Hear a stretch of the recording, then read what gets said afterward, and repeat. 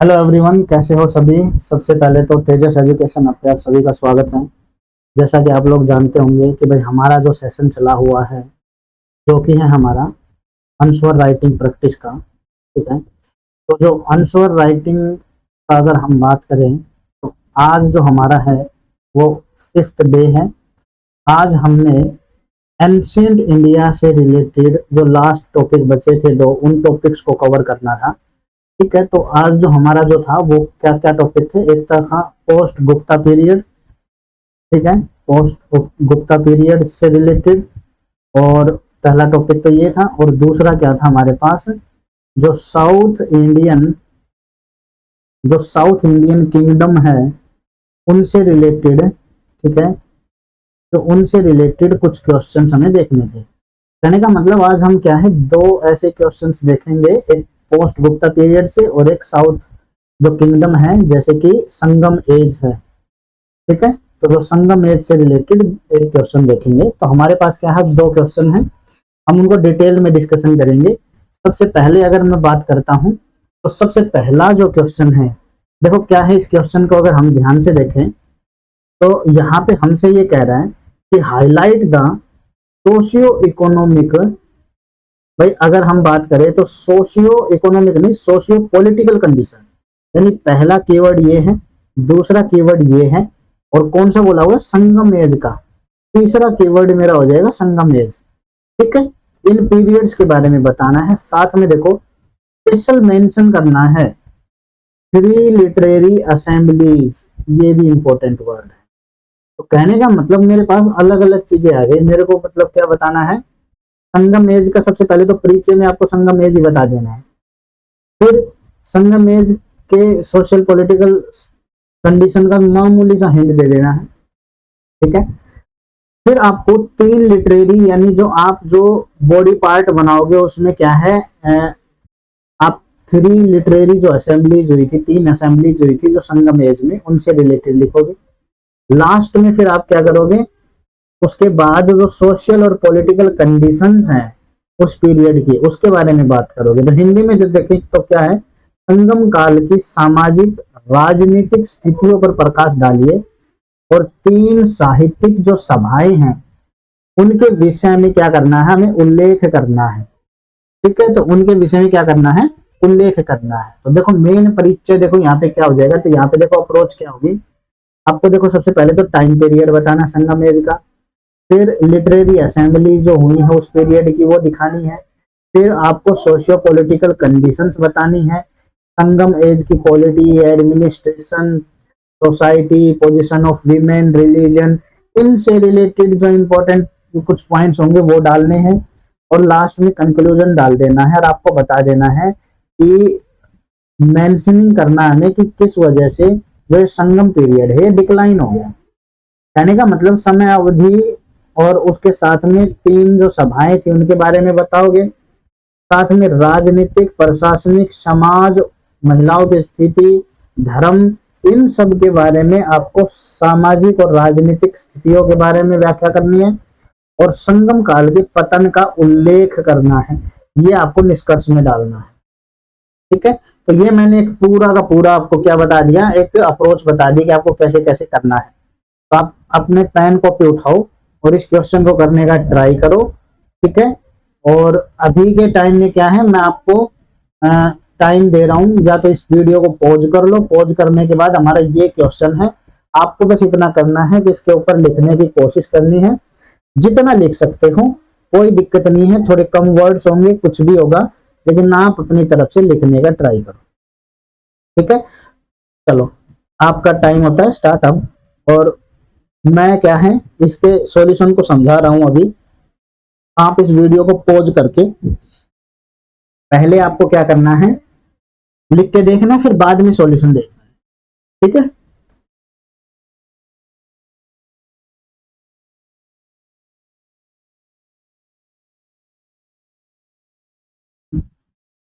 देखो ये इंग्लिश में है इनका, इसका जो सॉल्यूशन है, आप पॉज करके इसको इंग्लिश में सॉल्यूशन पढ़ सकते हो। ठीक है, ये आपका नेक्स्ट पेज है।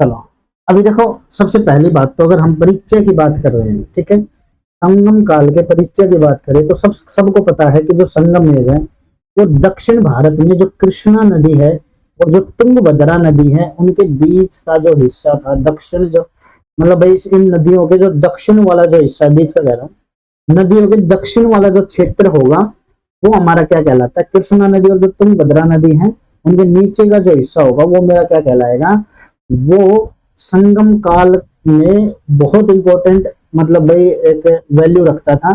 जो तीसरी शताब्दी ईसा पूर्व से और 30वीं शताब्दी ईस्वी के जो बीच के अवधि में ये संगम काल का एक मुख्य क्या है, मतलब इस संगम काल के रूप में जाना जाता है। ठीक है, तो कृष्णा नदी और तुंगभद्रा नदी के जो नीचे का जो हिस्सा होता था ना, दक्षिण क्षेत्र, वो मेरा क्या कहलाता था, संगम काल के नाम से जाना जाता था इस अवधि के अंदर। अच्छा, इसका जो नाम जो है ना, जो ये जो नाम है, तो इसका नाम कैसे पड़ा, तो देखो क्या है, तो संगम क्या है, सम्मेलन होते थे, मतलब कवियों का बहुत बड़े बड़े सम्मेलन होते थे इस मतलब भाई पीरियड में। और इन्हें कराता कौन था, जो मदुरई के जो पांड्य राजा जो थे, जो शाही संरक्षक थे, उनकी वही छत्र छाया में ये क्या है, संगम काल फला फूला था। तो एक प्रकार से ये जो संगतियां जो होती थी, या फिर मान लो जो अकादमियां या फिर मान लो सम्मेलन जो होते थे, वो इस अवधि या इस टाइम पीरियड के बीच में हमें कुछ ऐसे सम्मेलन देखने को मिले थे। और जो ये सम्मेलन थे, ये 3 सम्मेलन देखने को मिले थे। अब देखो ये चीजें हमें कहाँ से पता चलती है, तो देखो तमिल में कुछ किदवंतियां वगैरह जो थी, कुछ ऐसी चीजें जो भाई पुराने टाइम के जो लिटरेचर वगैरह, या उनसे हमें क्या पता चलता है, तो प्राचीन दक्षिण भारत में जो है 3 संगम हुए थे। संगम का मतलब ये होता है कवियों का सम्मेलन, ठीक है, बहुत सारे दूर दूर दूर के कवि इकट्ठे होते थे और उनका जो है सम्मेलन होता था। और इन्हें कौन कराता था, वो मदुरई के राजा कराते थे। ठीक है, अब देखो यहाँ पे ये लोकप्रिय रूप से इनको किसी एक नाम से जाना जाता था, जिसका नाम था मुचंगम, क्या बोलते थे, मुचंगम के नाम से इनको जाना जाता था। अब देखो ऐसा माना जाता है कि भाई जो संगम जो है ना, जो ये पहला जो संगम है, अब देखो यहाँ पे बात आती है, पहला पहला जो संगम जो है वो कहाँ पे हुआ था, वो मदुरई में हुआ था। और इसमें माना जाता है कि देवताओं और महान संतों ने भाग लिया था। इस संगम का कोई मतलब जो साहित्यिक कार्य है ना, अभी तक उपलब्ध नहीं है। ठीक है, इसका जो साहित्यिक जो कार्य है वो अभी उपलब्ध नहीं है। ऐसा माना जाता है कि वो जो उस समय जो भी कोई साहित्यिक कोई लिटरेचर वर्क हुआ होगा, वो क्या है, वो मतलब एक प्रकार से अवेलेबल नहीं है। ठीक है, अब देखो दूसरा जो है, दूसरा हमारे पास अगर मैं इसकी बात करूं तो दूसरा संगम कहां पे हुआ था, ये हुआ था कपाडपुरम में। कहां पे हुआ था, कपाडपुरम में। ये जो है ना, ये यहाँ पे सिर्फ तोलकपियम एक लिटरेचर था, यानी जो तोलकपियम जो साहित्यिक कार्य था वो बचा, बाकी सब क्या हो गए, नष्ट हो चुके थे। तो कहने का मतलब दूसरी जो संगम जो हुआ था उसमें एक लिटरेचर जो था, जो आज भी यहाँ पे बचा हुआ है, जिसका नाम है तोलकपियम। ठीक है, नेक्स्ट बात करते हैं, तीसरा जो संगम था, तीसरा संगम भी कहाँ पे हुआ था, मदुरई में आयोजित हुआ था, जिसमें कुछ तमिल साहित्यक जो कृतियां हैं वो बची हुई थी उनकी, और संगम काल के इतिहास के बारे में और उनके बनने में ये बहुत ही उपयोगी स्रोत माना जाता है। अच्छा, इन जो अकादमियों में या फिर ये जो संगम होते थे, जो संगम साहित्य जो है ना, उनका जो संकलन किया गया, जैसे कि इसमें कुछ ऐसे नाम हैं जो इस टाइम के ऊपर लिटरेचर के बहुत इंपॉर्टेंट जो नाम मतलब भाई उस समय के जो माने जाते हैं, जैसे कि है टोलकपियम, टोलकपियम बोल देते हैं इसको। ठीक है, अट्टू टोगई करके हैं, एक नाम है इनका, पट्टू पट्टू पट्टू करके एक है, पाथिनेन किल किलकनक्कू करके नाम है इनका, क्या नाम है, पाथिनेन किलकनक्कू। और 2 महाकाव्य थे, ये बहुत इंपॉर्टेंट है, मोस्ट इंपॉर्टेंट माना जाता है इनको। एक था शिल्पाधिकरम और एक था मणि मेघलई, क्या नाम था, मणि मेघलई। ये जो 2 है ना, ये 2 महाकाव्य थे जो उस समय के हमें देखने को मिलते हैं। ये जो साहित्यिक जो स्रोत है, उस काल के सामाजिक और जो राजनीतिक जो स्थितियां हैं उनके ऊपर प्रकाश डालते थे, मतलब उनके बारे में हमें जानकारी देते। तो कहीं ना कहीं देखो यहाँ पे इस प्रकार के जो संगम से रिलेटेड जब भी आएगा तो आपको ये कुछ वर्ड्स, कुछ ऐसे जो महाकाव्य हैं या फिर ऐसे साहित्य लिटरेचर है, उनके बारे में पता होना चाहिए, उनके नाम पता होना चाहिए, ताकि आप उनको क्या मेंशन कर सको। अब बात आती है यहाँ पे, देखो अब हमने 3 संगम जो थे उनके बारे में बता दिया। अब देखो संगम राजनीति और प्रशासन के बारे में अगर मैं बात करूं तो देखो संगम काल में वंशानुगत क्या है, राजतंत्र शासन था, हमें देखने को मिला था। अच्छा, संगम युग में जो प्रत्येक राजवंश था उसका एक राजशाही प्रतीक होता था, यानी भाई ये लोग क्या करते थे, अपना एक स्पेशल सिंबल रखते थे।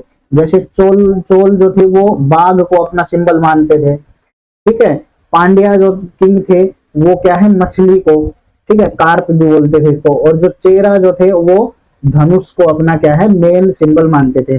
कई बार क्या है, मिलान वाले जो प्रीलिम्स के क्वेश्चन में ये भी आ जाता है।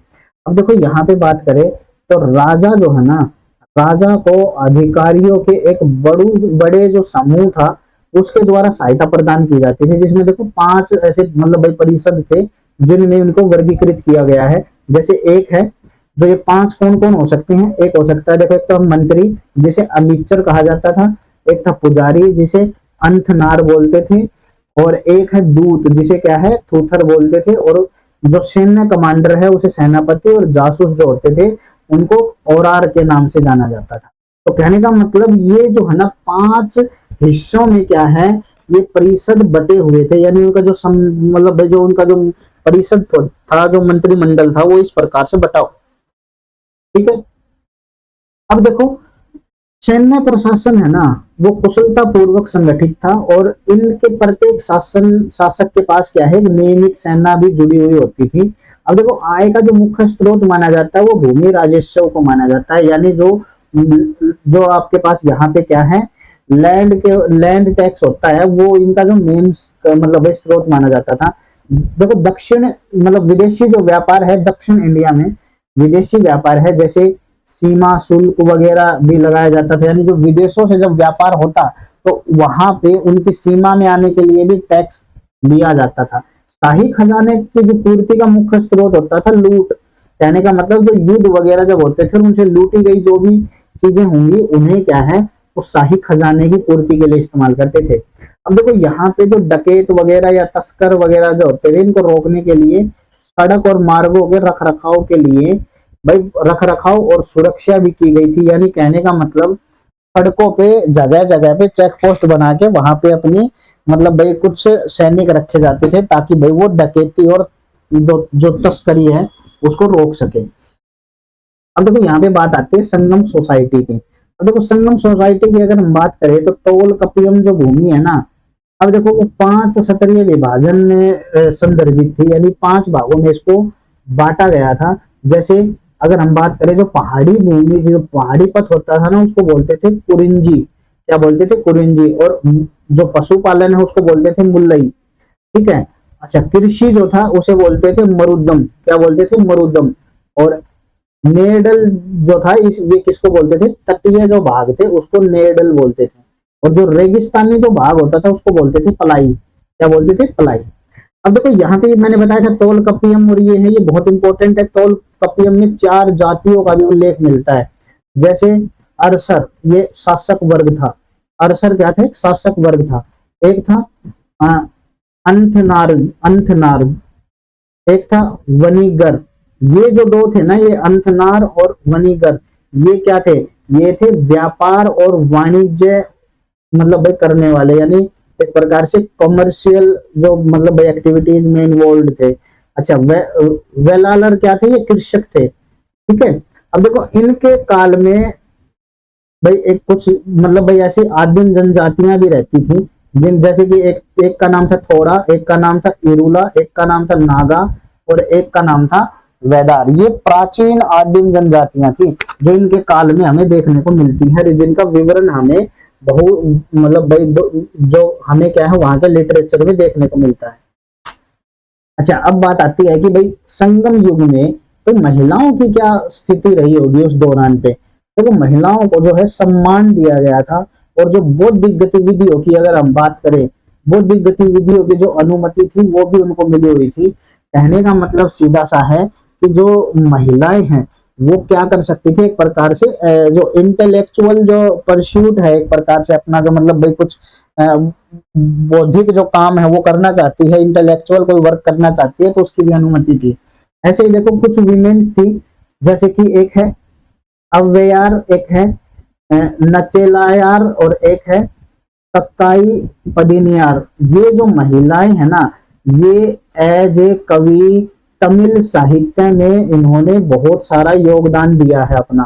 तो कहने का मतलब तमिल साहित्य में फीमेल जो पोएट्स है ना वो भी हमें देखने को मिलती है। कहने का मतलब जो फीमेल जो है ना, एक प्रकार से जो पोएट्स हैं, विमेन्स हैं, वो भी हमें देखने को मिली है इनके उसमें कार्यकाल के मतलब इस पीरियड में। जो महिलाएं हैं वो अपना जीवन साथी चुनने के लिए उनको क्या है आजादी थी। और विधवाओं का जीवन भी क्या था, दयनीय था। विधवाओं के जीवन की बात करें, वो जो है ना बहुत ज्यादा मतलब भाई खराब था, क्योंकि यहाँ पे सती प्रथा सिस्टम है ना, जो उच्च वर्ग जो होता था उसमें प्रचलित था। कहने का मतलब सती सिस्टम यहाँ पे समाज में देखने को मिलता है। ठीक है, अब देखो निष्कर्ष क्या निकला इन्होंने, देखो हमने क्या क्या देखा इसमें। ये देखो महिलाओं की स्थिति, ये सोसाइटी के बारे में, सोशल लाइफ के बारे में बता दिया, ये राजनीतिक और प्रशासन के बारे में, और इससे पहले 3 समितियां जो थी हमने वो देख ली। ठीक है, अब बात करते हैं हम इसके निष्कर्ष में। निष्कर्ष में क्या करोगे, भाई संगम काल है वो 3री शताब्दी के अंत में धीरे धीरे गिरावट देखने को मिली इस काल के अंदर। और काल ब्रह्मों में क्या है, संगम काल के बाद, ठीक है, काल ब्रह्मों का मतलब क्या, काल भ्रास करके भी बोल देते हैं, काल इसको काल भ्रास भी बोल देते हैं। तो इनमें क्या है, यहाँ पे क्या है कि भाई 300 ईसा पूर्व से 600 ईसा पूर्व के बीच में तमिल देश पर कब्जा कर लिया गया, और इसके जिसके काल को पूर्ववर्ती इतिहासकारों ने अंधकार युग के नाम से जाना है। कहने का मतलब सीधा है, यहाँ पे हमें इनके पतन के बारे में बताना था कि भाई किस प्रकार से संगम काल है उसका पतन हुआ। तो जो काल ब्रह्म जो थे ना, उन्होंने क्या किया भाई, उन्होंने संगम काल में 300 से 600 ईस्वी के बाद, मतलब इसके बीच में जो तमिल देश है वहां पे कब्जा कर लिया। और उस समय क्या हुआ, संगम जो काल है उसमें गिरावट, वो मतलब भाई संगम काल खत्म होने की कगार पे आ गया, और इसी को क्या है अंधकार युग बोला जाता है। हालांकि संगम युग दोबारा से भी मतलब भाई उभर के सामने आएगा आने वाले टाइम में, जब आगे और हम आगे पढ़ेंगे तो संगम काल की कुछ जो चीजें हैं जो आपको आगे जो भाई 1st सेंचुरी के बाद देखने को मिलेंगी। ठीक है, चलो, तो ये क्या था हमारा एक मतलब भाई आंसर था। देखो इसमें वर्ड लिमिट बहुत ज्यादा है, आप क्या देख रहे हो कि भाई वर्ड लिमिट क्या है, बहुत ज्यादा है। मैं वर्ड लिमिट ज्यादा इसलिए रखता हूं ताकि हर एंगल क्या है कवर हो सके। आपको जो खुद से, ठीक है, सेल्फ क्या करना है, इनकी जो वर्ड लिमिट है, वर्ड लिमिट जो है उसको रिड्यूस करके, कम करके आपको अपने आंसर जो है, जो आंसर है आप वो लिख लेना, जो भी इसका आंसर बन सकता है। बस आपको वर्ड लिमिट के ऊपर ध्यान देना है, और थोड़ा सा क्या है आप भी कुछ इनोवेटिव चीजें इसमें डाल सकते हो।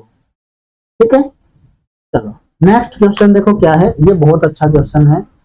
हालांकि इसमें बहुत सारी चीजें दे रखी है, पोस्ट गुप्ता पीरियड के बारे में इसने बोला है। देखो क्या बोला हुआ है, इस क्वेश्चन को एक बार समझने की कोशिश करते हैं। ठीक है, क्या कह रहा है कि जब राइज ऑफ रीजनल किंगडम, ठीक है, रीजनल किंगडम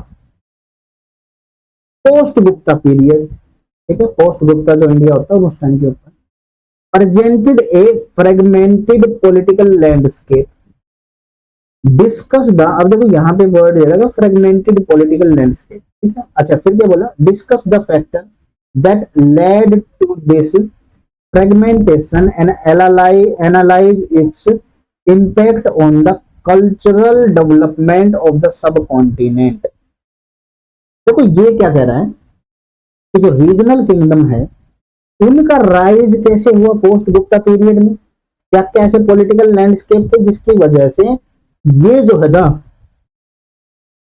गुप्ता पीरियड खत्म होने की कगार पे आ गया और नए नए छोटे छोटे किंगडम बन गए।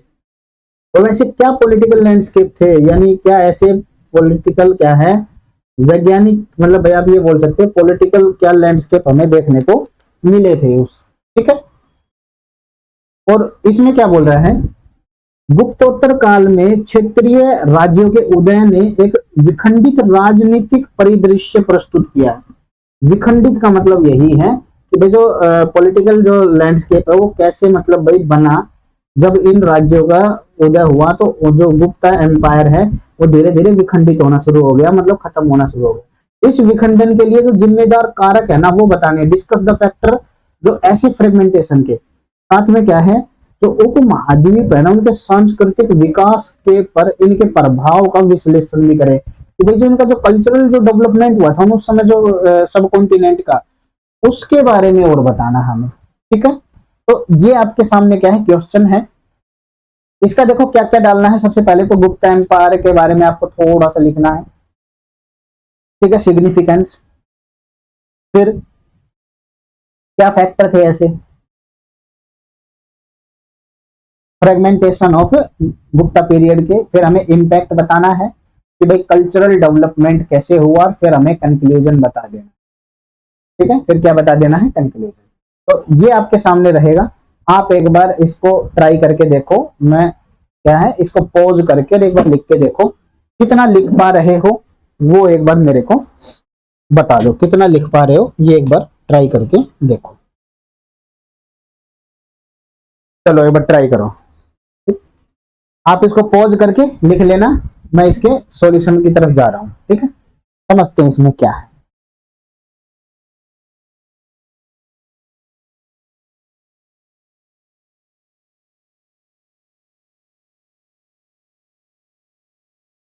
देखो सबसे पहली बात है यहाँ पे, देखो मेन क्या है ना, गुप्ता एम्पायर की अगर बात की जा रही है तो यहाँ पे क्या करोगे भाई, इसका परिचय डालोगे। भाई इसका परिचय क्या था, तो सबसे पहले परिचय में क्या डालना है आपको कि भाई जो गुप्ता काल है वो सवर्ण युग था, 4 से 6 शताब्दी के बीच में, और एकीकृत भारतीय सांस्कृतिक और आर्थिक समृद्धि का अनुभव कर रहा था।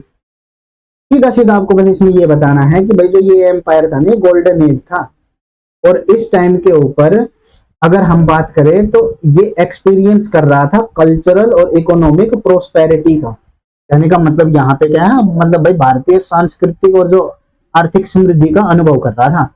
हालांकि इसके पतन में क्या है, राजनीतिक विखंडन की अवधि शुरू हो गई थी। कहने का मतलब इसका जो पतन है ना, जैसे ही मतलब भाई ये इसका जो गुप्ता एम्पायर का पतन होना शुरू हुआ, उसके बाद राजनीतिक विखंडन की अवधि की भी शुरुआत हो चुकी थी। कहने का मतलब जैसे ही इनका जो गुप्ता एम्पायर का पतन होना शुरू हुआ, तो जो राजनीतिक जो है ना, मतलब भाई राजनीति है वो अलग अलग टुकड़ों में बट गई। मतलब भाई वहां पे ऐसा क्यों हुआ, क्योंकि वहां पे क्षेत्रीय साम्राज्य है ना उनका प्रभुत्व हमें देखने को मिला, और उनमें होड़ लग गई शासन करने की। ठीक है, तो शासन करने की क्या लग गई, एक मतलब भाई एक डोमिनेंस के लिए क्या है, एक प्रकार से मतलब भाई उनके बीच में क्या है, लड़ाइयां शुरू हो गई। अब देखो इसका मेन जो बॉडी पार्ट होगा उसमें क्या लिखेंगे, सबसे पहले तो विखंडन के लिए जिम्मेदार कारक क्या थे। ठीक है भाई, वो फ्रेगमेंटेशन जो है उसके मेन जो है ना लीडिंग फैक्टर क्या हो सकते हैं, तो देखते हैं। सबसे पहला था तो आंतरिक संघर्ष, यानी इंटरनल जो कॉन्फ्लिक्ट था ना, कन्फ्लिक्ट जो था वो इसका एक इंपॉर्टेंट रोल था। भाई क्या था, गुप्ता जो साम्राज्य है उसमें जो शाही परिवार है उनके बीच में भी आपस में क्या है, मतलब उनमें आंतरिक लड़ाइयां जो है ना, इंटरनल जो है फाइटिंग शुरू हो गई थी या जो है, और मतभेदों का जो है मतलब भाई उनके बीच में मतभेद बढ़ गए थे, जिसकी वजह से मतभेदों का सामना करना पड़ा, और जो केंद्रीय जो सत्ता है ना वो कमजोर हो गई थी। वैसे सीधी सी बात है, घर में ही लड़ाई हो जाए तो क्या है, वो घर टूट जाता है एक प्रकार से। सेम वैसे ही उनके इंटरनल जो थे ना वो ही क्या है, मतलब भाई शाही परिवारों में ही क्या मतभेद बढ़ गए थे। अच्छा, इस तथ्य से स्पष्ट है कि जो विष्णुगुप्त है भाई, इसका जो उदाहरण हमें कहां से मिलता है, जो विष्णु मतलब भाई कैसे पता चलता है, जैसे विष्णुगुप्त है उन्होंने 540 से 550 ईस्वी तक शासन किया, और गुप्त वंश का अंतिम मान्यता प्राप्त राजा यही माने जाते हैं इस वंश के। कहने का मतलब मान्यता प्राप्त का मतलब भाई जिन्होंने भाई कुछ अचीव किया हो थोड़े बहुत कुछ टाइम में भी, उसके बाद कोई भी राजा अच्छे से टिक नहीं पाया, वो अब सरवाइव नहीं कर पाया, और क्योंकि इंटरनल जो लड़ाइयां थी वो बढ़ चुकी थी।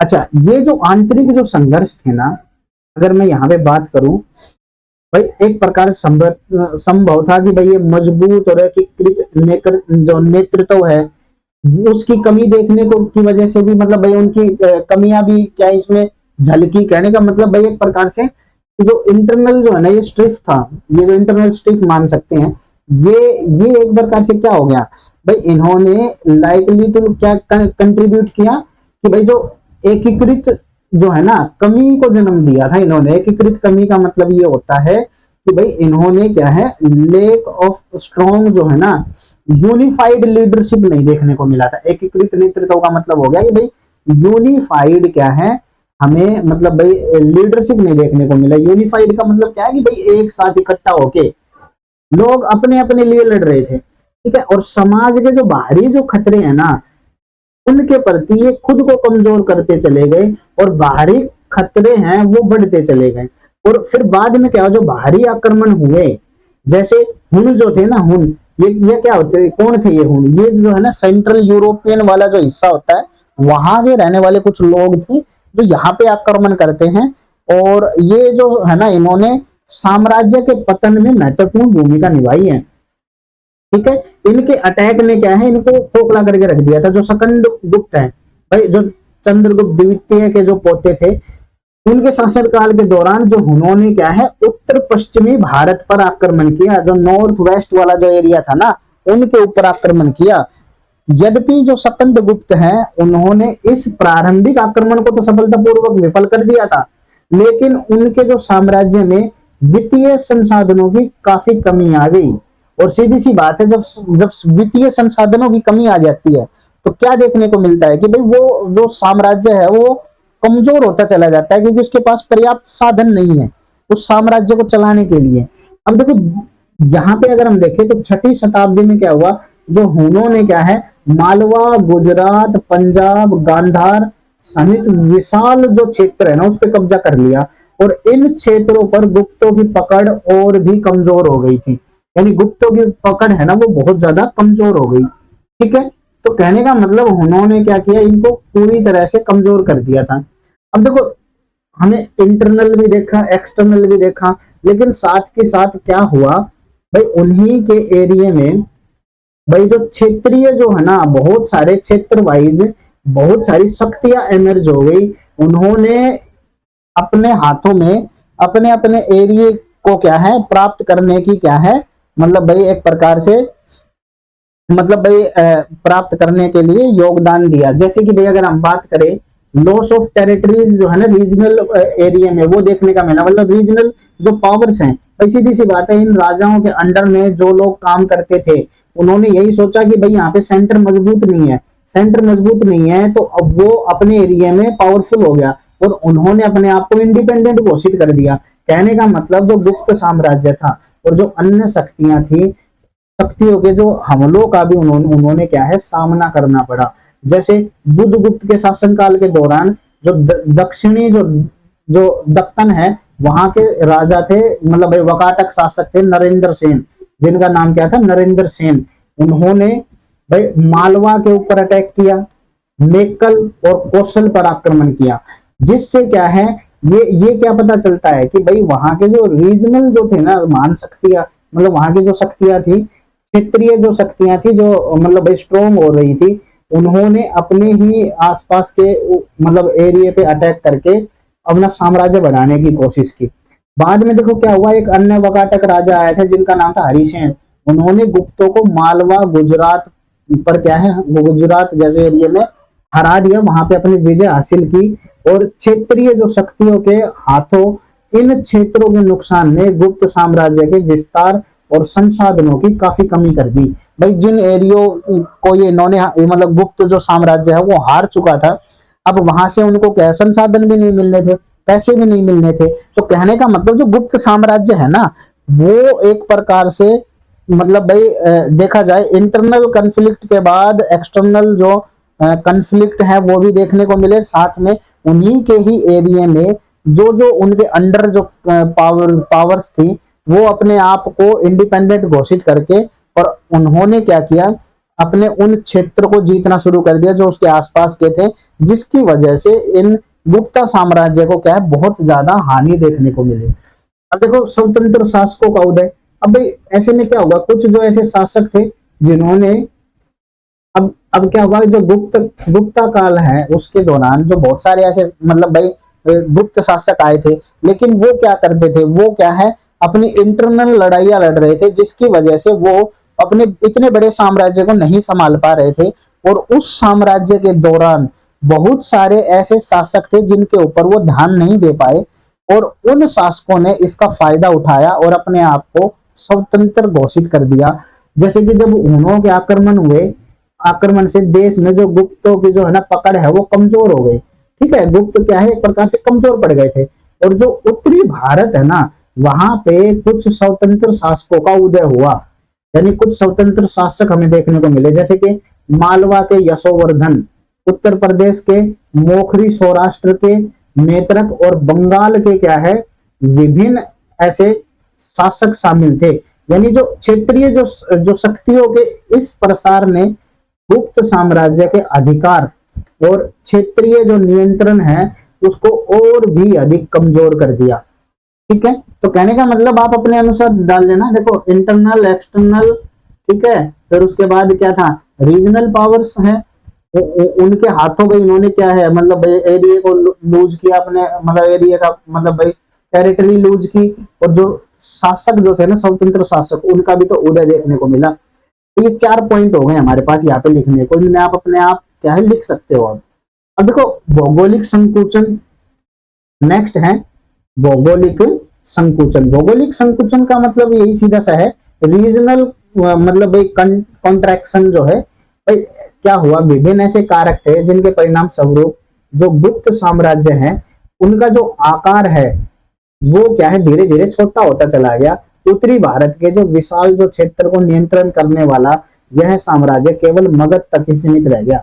और इस संकुचन ने क्या किया, गुप्त साम्राज्य के संसाधन और शक्तियों के आधार को गंभीर रूप से सीमित कर दिया। कहने का मतलब अब उनके पास इतने संसाधन और उनकी पावर नहीं रही कि वो अपना साम्राज्य चला सके। ठीक है, संकुचन का मतलब यही होता है कि ज्योग्राफिकल कॉन्ट्रैक्शन। ठीक है, अब देखो सांस्कृतिक विकास के बारे में क्या है, सांस्कृतिक विकास का अगर महत्व की बात करें, प्रभाव की।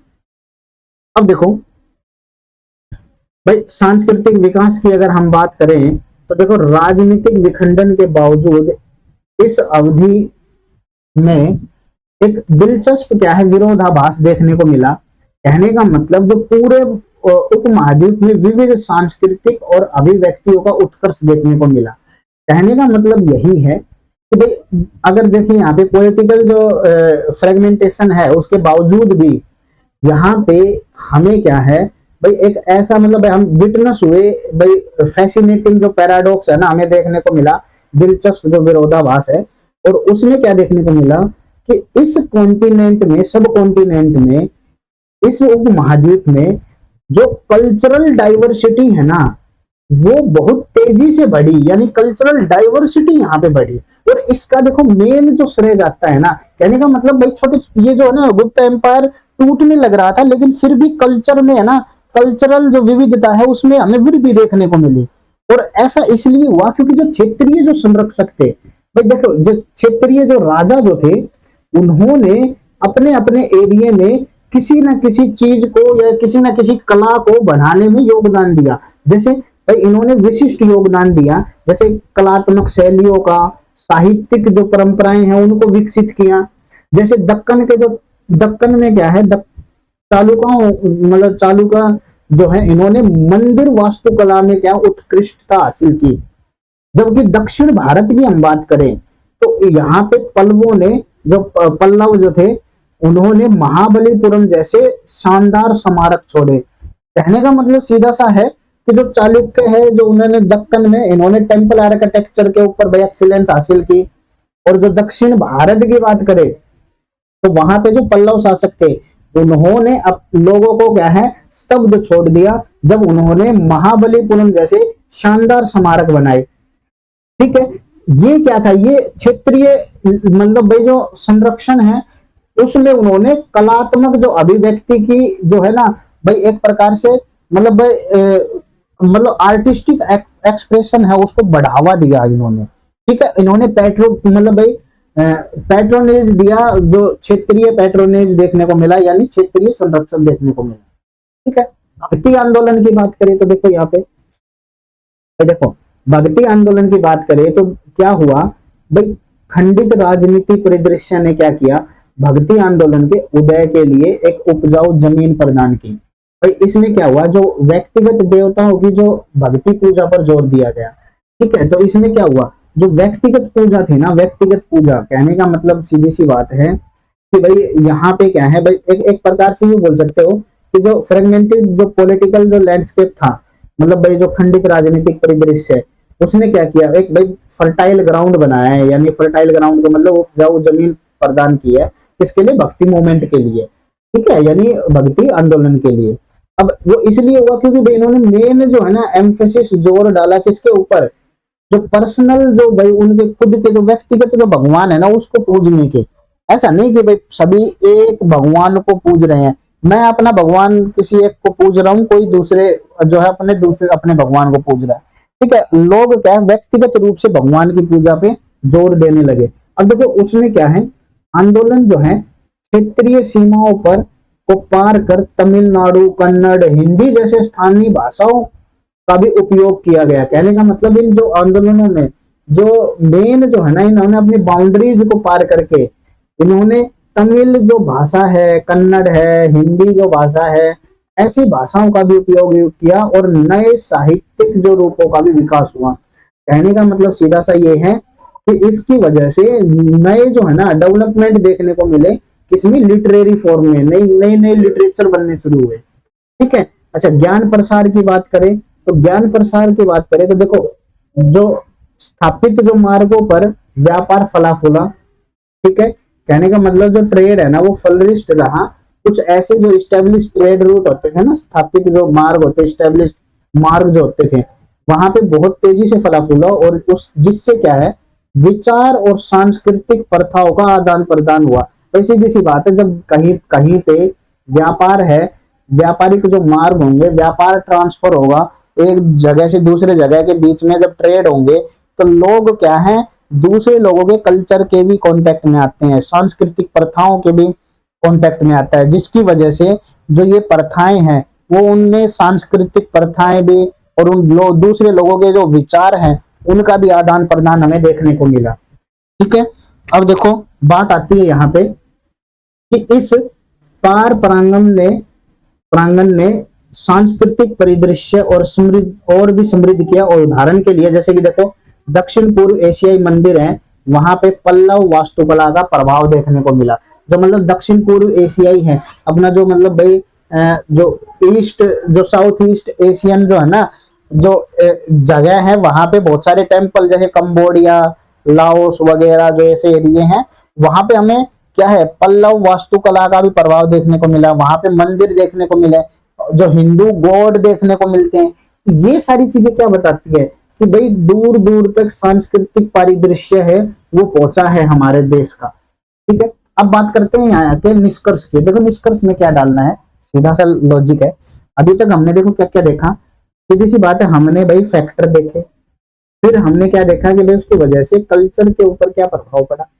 ठीक है, तो कल्चर क्या है, वहां पे फ्लरिश्ड रहा, मतलब बहुत तेजी से बढ़ा। ठीक है, उसके कई हमने पॉइंट्स देखे। अब बात आती है यहाँ पे निष्कर्ष की। निष्कर्ष में देखो क्या डालना है आपको। देखो भारत में गुप्तोत्तर विखंडन और जो राजनीतिक अव्यवस्था और सांस्कृतिक गतिशीलता दोनों का काल था। कहने का मतलब इसमें क्या है, आपको क्या करना है, इसी का ही बढ़ता मतलब भाई एक्सटेंडेड वर्जन बताना है यहाँ पे। जैसे कि क्या है, गुप्त काल में क्या हुआ, जो राजनीति है ना वो विखंडन में चलेगी, फ्रेगमेंटेड रही, लेकिन जो संस्कृति है ना, सांस्कृतिक जो गतिशीलता है वो, यानी संस्कृति, यानी एक प्रकार से ये बोल सकते हो कि भाई जो कल्चरल डायनेमिज्म है ना, वो है ना, वो इस काल में हमें देखने को मिला। बहुत तरह के, यानी अलग अलग तरह के कल्चर हमें यहाँ पे देखने को मिला। जबकि क्षेत्रीय राजाओं ने एक विखंडित राजनीति परिदृश्य को जन्म दिया। इसने एक जीवंत सांस्कृतिक मोजेक को बढ़ावा दिया। कहने का मतलब सीधा ये है कि भाई इन्होंने क्या किया, भाई इन्होंने वाइब्रेंट कल्चर है ना, मोजियाक जो है, मोजेक जिसको बोल देते उसको क्या है प्रकार से बढ़ावा दिया है इन्होंने, मतलब ठीक है। और इस युग की जो विरासत है ना, वो क्षेत्रीय संस्कृतियों के समृद्ध मिश्रण से क्या निहित है। कहने का मतलब जो क्षेत्रीय जो सांस्कृतिक जो है ना समृद्धि, वो क्या है हमें मतलब यहाँ पे देखने को मिलती है, यहाँ के जो मिश्रण है वो हमें देखने को मिलता है।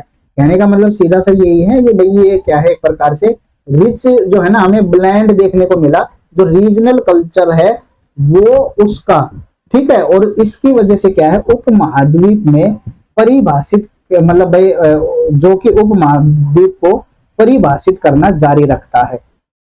अब देखो उपमहाद्वीप को परिभाषित करना जारी रखता है, इसका मतलब क्या है, भाई सीधी सी बात है, हमारे यहाँ पे जब एक मतलब एक सब कॉन्टिनेंट होता क्या है, सब कॉन्टिनेंट वो होता है कि भाई जहां पे कॉन्टिनेंट की तरह बहुत सारा कल्चर देखने को मिले, अलग अलग प्रकार का, अलग अलग प्रकार के मतलब भाई टेरेन देखने को मिले, हर प्रकार का मौसम देखने को मिले, उसे ही तो हम महाद्वीप बोलेंगे, उपमहाद्वीप। अब हमारे एशिया महाद्वीप में इन जो जो इंडियन सब कॉन्टिनेंट है, इसे क्या है उपमहाद्वीप बोला जाता है, क्योंकि यहाँ पे बहुत तरह का कल्चर देखने को मिलता है, कल्चरल विरासत देखने को मिलती है। तो ये जो है ना, इस युग में जो क्षेत्रीय जो सांस्कृतिक जो समृद्धि है, उसके मिश्रण की वजह से क्या है, जो ये उपमहाद्वीप है, ये हमारे जो उपमहाद्वीप को परिभाषित करता है कि भाई रियली में जो इंडियन सब कॉन्टिनेंट है वो एक उपमहाद्वीप यानी सब कॉन्टिनेंट है, ठीक है, उसको प्रदर्शित करता है, ये परिभाषित करता है। देखो कितना बेहतरीन इसमें वर्ड लाइन इस्तेमाल हुई है, जो कि भाई हम यहाँ पे निष्कर्ष के लिए इस्तेमाल कर सकते हैं, ठीक है। तो ये है ना, ये जो जितना भी आपने देखा ये पूरा का पूरा मैंने डिटेल्ड में कराया है, ये डिटेल्ड में आपको अपने अनुसार पॉइंट्स क्या है इसमें से, पॉइंट्स, ठीक है, पॉइंट्स क्या है एक्सट्रैक्ट करने हैं, ठीक है, एक्सट्रैक्ट करने हैं। और एक्सट्रैक्ट करने के बाद ठीक है आपको क्या करना है, इन्हें अपनी वर्ड लिमिट के अनुसार, वर्ड लिमिट के अनुसार, ठीक है, जैसे कि अगर मान लो मुझे 10 मार्क्स का बनाना है तो 150 वर्ड में इसको कन्वर्ट कर लो। मुझे अगर 12 मार्क्स का बनाना है तो इसे आपने मतलब भाई 200 वर्ड्स में कन्वर्ट कर लो। अगर इसे 15 मार्क्स का बनाना है तो 250 मार्क्स में, 250 वर्ड में इसको क्या कन्वर्ट कर लो। तो आपको बस इन्हें क्या है अपनी वर्ड लिमिट में कन्वर्ट कर लेना है, ठीक है। तो ये हमारा क्या है आज का सेशन था, जिसमें उम्मीद करता हूं आपको भी अच्छा लगा होगा ये पढ़ के, ठीक है। और मैं क्या है इसका इंग्लिश वर्जन और दिखा देता हूं आपको, ठीक है, जिसने नहीं देखा है तो वो इंग्लिश वर्जन और देख ले, ठीक है। तो ये रहा हमारा इंग्लिश वर्जन। आपको बस इतना करना है, इसको स्टॉप करके, ठीक है, आपको रोक लेना है और इसका इंग्लिश वर्जन भी देख लेना, अगर जिसके इंग्लिश वर्जन आपको अपना देखना है तो सॉल्यूशन इसका इंग्लिश में, ठीक है। तो ये हमारे पास अलग अलग प्रकार के जो जो हमने क्या है अभी तक जिसमें जो जो चीजें इसमें पढ़ी हैं वो आप यहाँ पे देख सकते हैं।